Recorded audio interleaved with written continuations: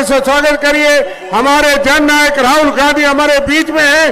राहुल गांधी,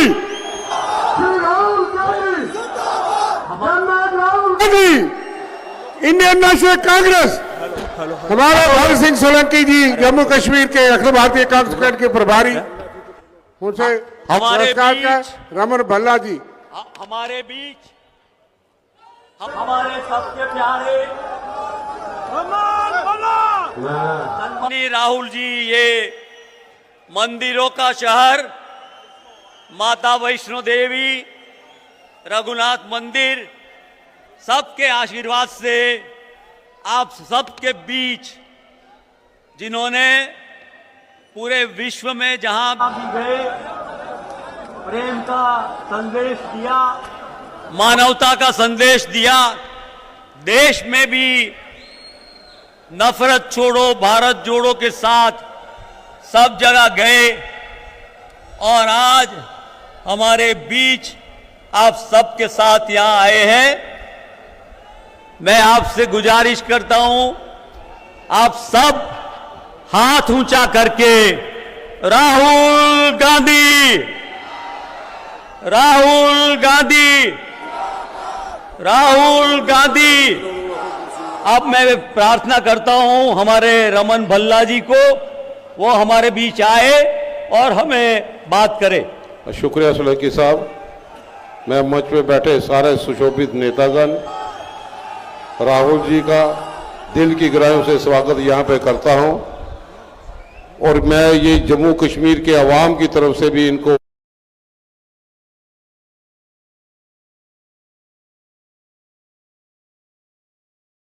ने जो जम्मू कश्मीर में प्रचार अभियान में अपना योगदान यहाँ पे दिया है, कांग्रेस के कार्यकर्ताओं का आपने हौसला बुलंद यहाँ पे किए हैं। हमें पूरी उम्मीद है और जो वीएन लेके आपने गठबंधन यहाँ पे किया, उस वीएन के माध्यम से जम्मू कश्मीर में गठबंधन की सरकार बनने के लिए जा रही है। इसके लिए आपका शुक्रिया अदा करता हूँ। ये आपका दूरंदेशी फैसला था। मुद्दे बहुत ज़्यादा हैं, लेकिन मैं उम्मीद करता हूँ कि आप being leader of opposition Jammu Kashmir के अवाम की, चाहे वो स्टेट का दर्जा हो, चाहे गवर्नर की पोस्ट हो, चाहे बुजुर्गों की पेंशन को बहाल करने की बात आए, विधवाओं की पेंशन बहाल करने की बात आए, आंगनवाड़ी कार्यकर्ताओं का ऑनरेरियम बढ़ाने की बात आए, आशा वर्कर्स का भी कम से कम जो जद्दोजहद यहाँ पे कर रहे हैं, उनके हक की लड़ाई हमें लड़नी है। लेकिन सबसे ज़्यादा ज़रूरी है, मैं राहुल जी गुजारिश करूँगा कि जम्मू कश्मीर में रेफ्यूजियों का बहुत बड़ा मुद्दा यहाँ पे है, पार्लियामेंट में आवाज़ उठाएं कि वन टाइम सेटलमेंट के लिए जो हमारी सरकार इनको 30 लाख रुपया देना चाहती थी, लेकिन यहाँ की सरकार ने उनको सिर्फ 5.5 लाख रुपया दिया है। ये पूरी रिफ्यूजी बरादरी के लोग भरोसा करते हैं राहुल जी, आपने जब अपोजिशन का रोल अदा किया, रिफ्यूजियों के हक की बात की जाएगी, क्योंकि उनकी ज़मीनें सारी पाकिस्तान में हैं, उनके बच्चों का गुजारा करना बड़ा मुश्किल हुआ। मैं ये दो बड़े खुशनसीब हैं कि मनमोहन सिंह जी ने, हमारी कांग्रेस की लीडरशिप ने 30 लाख का पैकेज दिया। आज हर एक रिफ्यूजी घर से बाहर निकल के आपके हक में वोट डालने के लिए जा रहा है, क्योंकि उम्मीद है राहुल जी किससे। और यहाँ पे नहीं, भाजपा ने इस बरादरी को, जो पहाड़ी स्पीकिंग लोग थे, जो रजौरी पुंछ में लाते थे, उनको तो एसटी स्टेटस दे दिया। वही भाषा बोलने वाले लोग जो जम्मू जिले में रहते हैं, उनको कोई ऐसी स्टेटस नहीं दिया। ये भी यहाँ की बहुत बड़ी मांग यहाँ पे है। और मैं समझता हूँ कि स्मार्ट मीटर का मुद्दा, जिसने हर घर में बड़ा मुश्किल से गुजारा करना लोगों को मजबूर कर दिया, ये टैक्स वसूलने वाली सरकार है कि स्मार्ट मीटर गुजरात में नहीं है, लेकिन जम्मू कश्मीर में कोई रोज़गार नहीं, बच्चे सारे बेरोजगारी में, 10 साल से बेरोजगारी, एक चपड़ासी नहीं लगा, एक टीचर नहीं लगा, लेकिन टैक्स वसूलने के लिए, बिजली के किराए वसूलने के लिए, जो हमारा ही प्रोजेक्ट था, हमारी बिजली थी, हमारा ही पानी था, लेकिन हम पे व्यापार के जरिए थोपा जा रहा है। और उम्मीद है राहुल जी से कि आप गरीब की आवाज़ को बुलंद करेंगे, पार्लियामेंट में आवाज़ को बुलंद करेंगे और हमारे हक की लड़ाई। और यहाँ तक कि भाजपा ने लोगों पे, हमारे पे प्रॉपर्टी टैक्स लगाने की बात की। जम्मू कश्मीर पाकिस्तान से जूझता रहा, बारूद के धमाकों की आवाजें सुनता रहा। कई परिवार जो जिन्होंने शहादत यहाँ पे दी है आज प्रॉपर्टी टैक्स लगाने की बातें यहाँ पे करते हैं।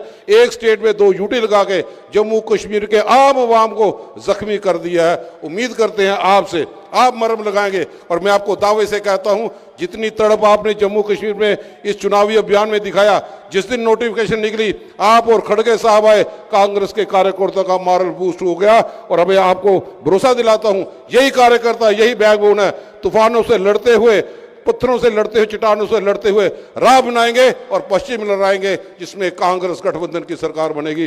मैं आपका बहुत बहुत शुक्रिया अदा करता हूं। शुक्रिया, जय हिंद। हमारे बीच राहुल जी के साथ पूरी टीम के हमारे लीडर्स भी आए हुए हैं।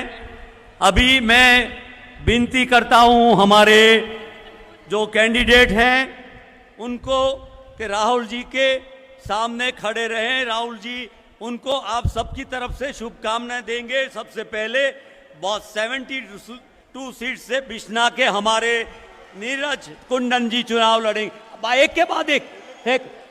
उसके बाद हमारे जम्मू साउथ के रमन भल्ला जी जिनको आपने सुना है, इसके 60 सीट 75 से टीएस टोनी जी आ जाए, वो खड़े रहेंगे।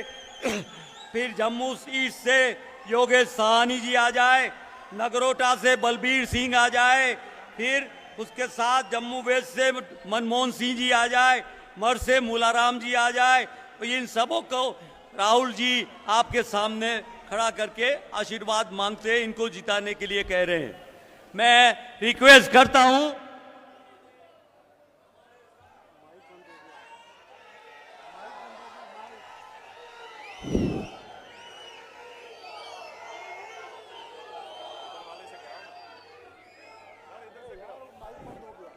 राहुल जी को आके आप सबको आने वाले समय के लिए हमें श्री राहुल गांधी, श्री राहुल गांधी, तालियों से श्री राहुल गांधी, इंडियन नेशनल कांग्रेस, जोर से इंडियन नेशनल कांग्रेस।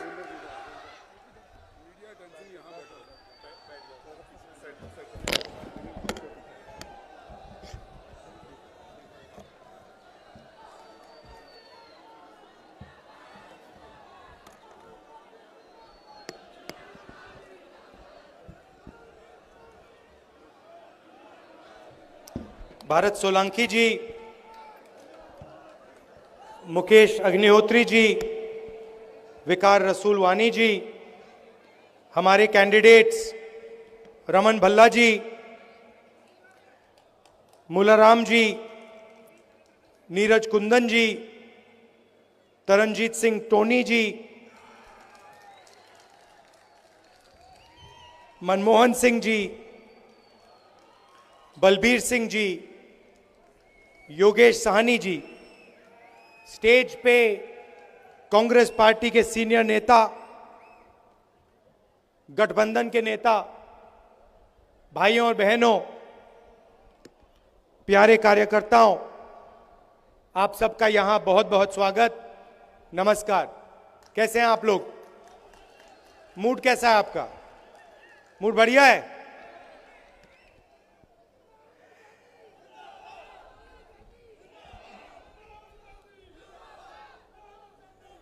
हिंदुस्तान के हिस्ट्री में 1947 के बाद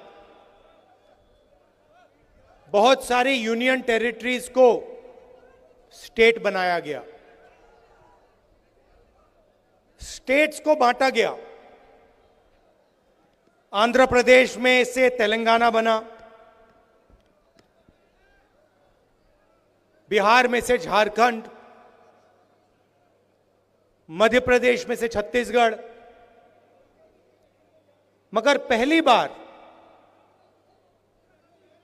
इंडिपेंडेंस के बाद एक स्टेट को यूनियन टेरिटरी में बदला गया। वो जम्मू कश्मीर के साथ हुआ है। और मैं इस स्टेट से आपसे कहना चाहता हूं कि यह आपके खिलाफ अन्याय है।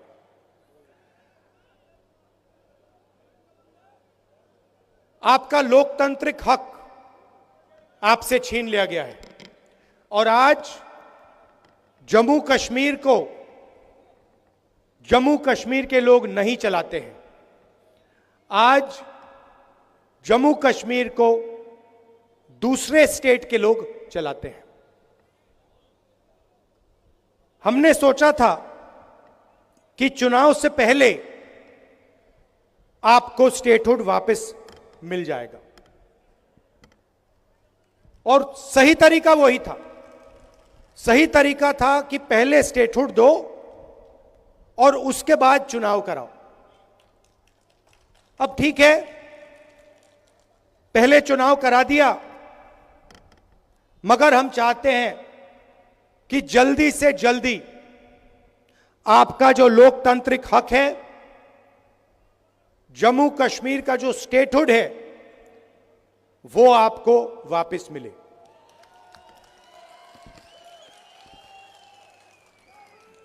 ये हिंदुस्तान की हिस्ट्री में पहले कभी नहीं हुआ है कि किसी स्टेट से हमने उनका अधिकार छीन लिया और स्टेट को यूनियन टेरिटरी में बदल दिया। पहली बार हुआ है और मैं सही बोलूं तो ये कभी नहीं होना चाहिए, किसी और स्टेट के साथ ये कभी नहीं होना चाहिए। और मैं आपको यहां गारंटी देता हूं कि अगर बीजेपी ने आपको स्टेटहुड नहीं दिया तो हम विपक्ष में हैं, हम इंडिया गठबंधन का पूरा दम आपको स्टेटहुड दिलवाने में लगा देंगे।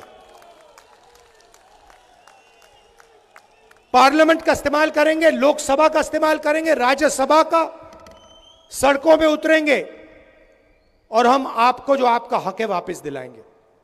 और अगर किसी कारण बीजेपी ने नहीं माना तो फिर हम पहला काम, जैसे ही इंडिया गठबंधन की सरकार बनेगी, जो बनने जा रही है, पहला काम हम जम्मू और कश्मीर के लोगों को स्टेटहुड देने का करेंगे, क्योंकि यह आपका हक है, यह आपका फ्यूचर है। इसके बिना आप आगे बढ़ ही नहीं सकते। जम्मू कश्मीर का आप सपना देख ही नहीं सकते हो। जम्मू हब है। कश्मीर को, कश्मीर के बिजनेसेस को, कश्मीर के प्रोडक्शन को बाकी हिंदुस्तान से जोड़ता है। सेंट्रल हब है ये। और इस हब का जो काम था उसको इन लोगों ने खत्म कर दिया है। इसका जो रोल था उसको इन लोगों ने खत्म कर दिया है। जम्मू के जो छोटे बिजनेसेस थे, मीडियम साइज बिजनेसेस थे, एंटरप्रेन्योर्स थे, इनकी रीढ़ की हड्डी बीजेपी की सरकार ने और यहां के लेफ्टिनेंट गवर्नर ने तोड़ दी है। नतीजा यह है कि जम्मू कश्मीर के लोगों को, युवाओं को रोजगार नहीं मिल सकता है। आप कुछ भी कर लो, जब तक जम्मू कश्मीर के स्मॉल और मीडियम बिजनेसेस अपने पैरों पर नहीं खड़े होंगे, तब तक इस प्रदेश में, इस यूनियन टेरिटरी में रोजगार नहीं मिल सकता। आप कुछ भी कर लो, जब तक लेफ्टिनेंट गवर्नर है तब तक बाहर के लोगों को फायदा मिलेगा, सारे के सारे कॉन्ट्रैक्ट्स उनको जाएंगे और जो जम्मू की जनता है, कश्मीर की जनता है, उनको परे कर दिया जाएगा। यह रियलिटी है। और एक कारण भी है कि आपसे स्टेटहुड छीना गया, कि वो चाहते हैं कि जम्मू कश्मीर को जम्मू कश्मीर के लोग ना चलाएं, बाहर के लोग चलाएं, लेफ्टिनेंट गवर्नर के माध्यम से काम हो और जम्मू कश्मीर की जनता की जो प्रोस्पेरिटी है वो खत्म हो जाए। यह आक्रमण जो जम्मू कश्मीर में स्मॉल और मीडियम बिजनेस पे हुआ है, यह बाकी देश में भी हुआ है। पूरी सरकार अदानी अंबानी जैसे अरबपतियों के लिए चलती है।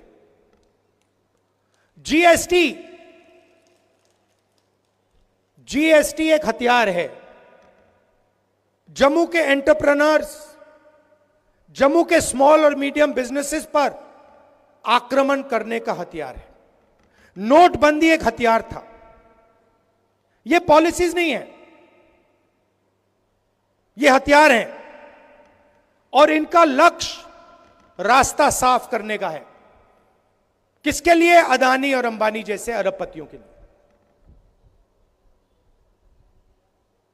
नोटबंदी और जीएसटी ने, गलत जीएसटी ने हिंदुस्तान में लाखों स्मॉल और मीडियम बिजनेसेस खत्म कर दिए। अभी मेरा प्रोग्राम था, कुछ मिनट पहले मेरा प्रोग्राम था। एक लड़की आती है, कहती है राहुल जी मेरा सपना था, मैं छोटा बिजनेस चालू करना चाहती थी। गवर्नमेंट ने कहा कि ग्रांट मिलेगा, मैंने पूरी प्रिपरेशन कर दी। एरोमेटिक्स का मेरा बिजनेस था, मैंने पूरी तैयारी कर दी। मुझे कहा कि पैसा मिलेगा, पैसा नहीं आया। मेरी मां की डेथ हो गई, मेरे पिता ने मेरी मदद की, मगर मेरा बिजनेस खत्म हो गया। आज मैं छोटा बिजनेस नहीं चलाना चाहती हूं, क्योंकि मैं जानती हूं कि जम्मू कश्मीर में छोटा बिजनेस नहीं चलाया जा सकता है। मगर यही आपकी रीढ़ की हड्डी है, यही आपकी स्ट्रेंथ है, इसी में आपका रोजगार है, इसी में आपका भविष्य है। और आप किसी भी युवा से पूछ लो, वही जवाब मिलेगा। वो लड़की अब कह रही है कि मैं एडमिनिस्ट्रेशन में जाना चाहती हूं, मैं आईआईटी में जाना चाहती हूं। आईआईटी में कितने लोग जाएंगे? एडमिनिस्ट्रेशन में कितने लोग जाएंगे? 1% जाएंगे, 2% जाएंगे, 3% जाएंगे, 5% जाएंगे। 95% का क्या होगा? जहां भी देखो वहां आपको अदानी अंबानी दिखेगा। पहले आपका रोल था, कश्मीर के सेब यहां से निकलते थे, आप बाकी हिंदुस्तान में भेजते थे। आज पूरी की पूरी सेब की इंडस्ट्री अदानी के हाथ में है। हिमाचल का सेब अदानी के हाथ में, जम्मू कश्मीर का सेब अदानी के हाथ में। और यही हर इंडस्ट्री में यही हो रहा है। एयरपोर्ट में जाते अडानी टैक्स, पोर्ट में जाओगे अदानी टैक्स, मोबाइल फोन चलाओगे अंबानी टैक्स, सड़क पे चलोगे अदानी टैक्स, अनाज में अदानी टैक्स। सेना हथियार का प्रयोग करेगी, अदानी टैक्स। कारतूस अदानी टैक्स, अग्निवीर अदानी टैक्स। ये कब तक चलेगा? 16 लाख करोड़ रुपए कर्जा माफ किया है अदानी अंबानी जैसे 25 लोगों का, नरेंद्र मोदी। आप शेम कह रहे हो, मगर मैं आपसे पूछना चाहता हूं, जम्मू के छोटे बिजनेस वालों का, जम्मू के किसानों का कितना टैक्स माफ हुआ है? जो आपके युवा 18-19 घंटे पढ़ाई करते हैं, सपना देखते हैं, एजुकेशन के लिए लोन लेते हैं, उनका कितना टैक्स माफ, उनका कितना माफ हुआ है पैसा? उनके कितने बैंक लोन माफ हुए हैं? कोई बीमार होता है, अस्पतालों में लाखों रुपए लग जाते हैं, उनका कितना कर्ज माफ हुआ है? 0। आप अगर बैंक लोन लेते हो और पैसा वापस नहीं देते हो, आपको जेल में डाल देते हैं, जेल में डाल देते हैं। और अंबानी अदानी जैसे लोग बैंक लोन लेते हैं, पैसा वापस नहीं देते हैं, कहते हैं चलो और पैसा ले लो। कितना चाहिए? 1000 करोड़, 2000 करोड़, 50,000 करोड़, 1 लाख करोड़, जितना चाहिए ले लो। जो करना है करो, जो इंडस्ट्री खरीदनी है खरीदो।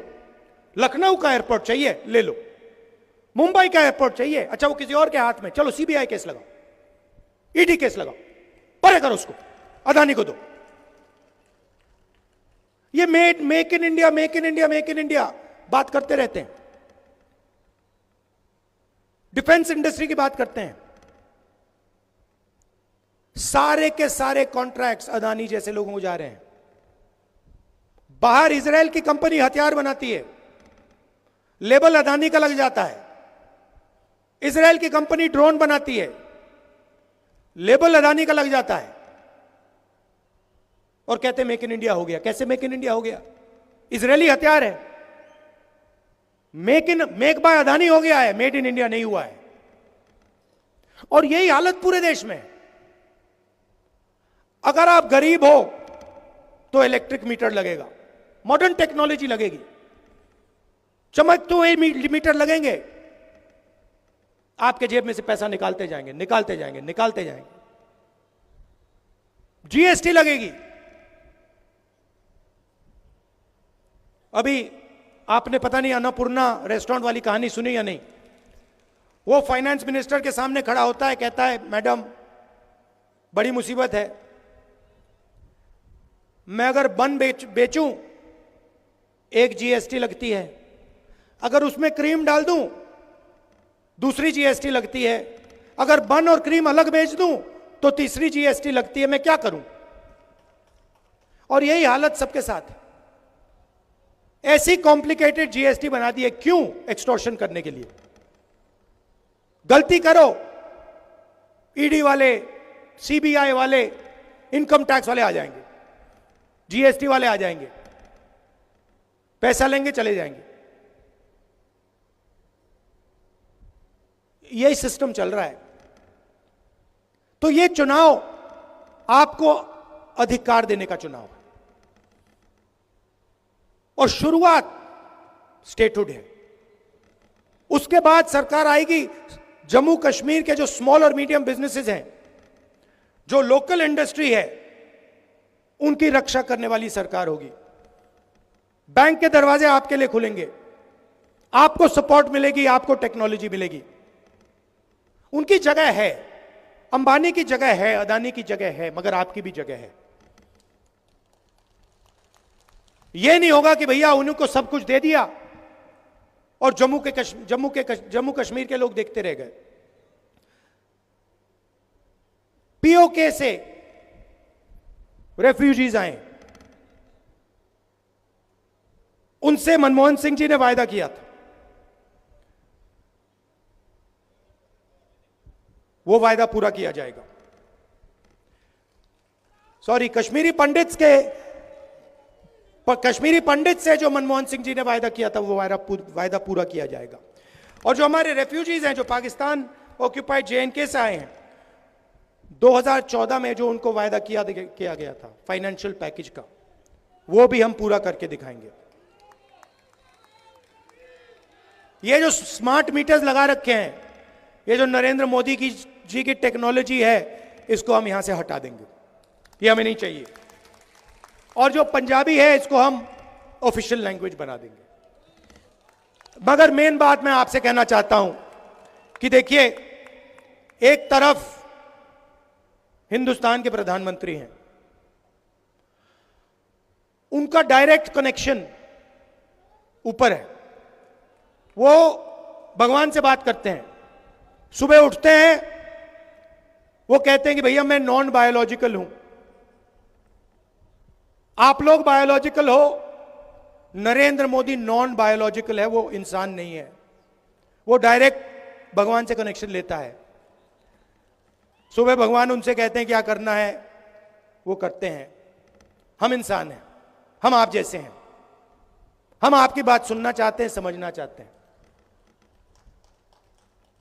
और ये दिल का रिश्ता है। मैं लोकसभा में हूं, ऑपोजिशन लीडर हूं, जहां भी आपको मेरी जरूरत हो,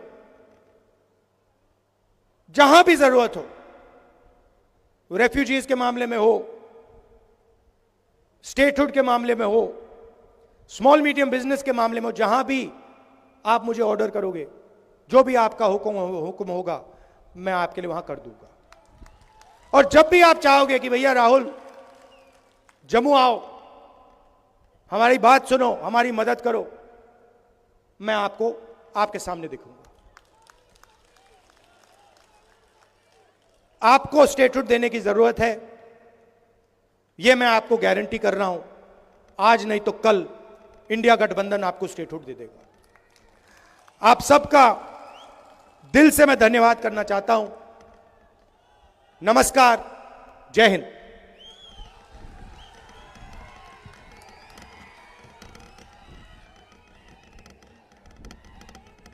सारे जोरदार तरीके से राहुल गांधी, श्री राहुल गांधी, श्री राहुल गांधी, इंडियन नेशनल कांग्रेस, श्री मल्लिकार्जुन खड़गे साहब, श्रीमती सोनिया गांधी, श्रीमती प्रियंका गांधी, श्री राहुल गांधी, श्री राहुल गांधी, जननायक राहुल गांधी, इंडियन नेशनल कांग्रेस, भारतीय राष्ट्रीय कांग्रेस।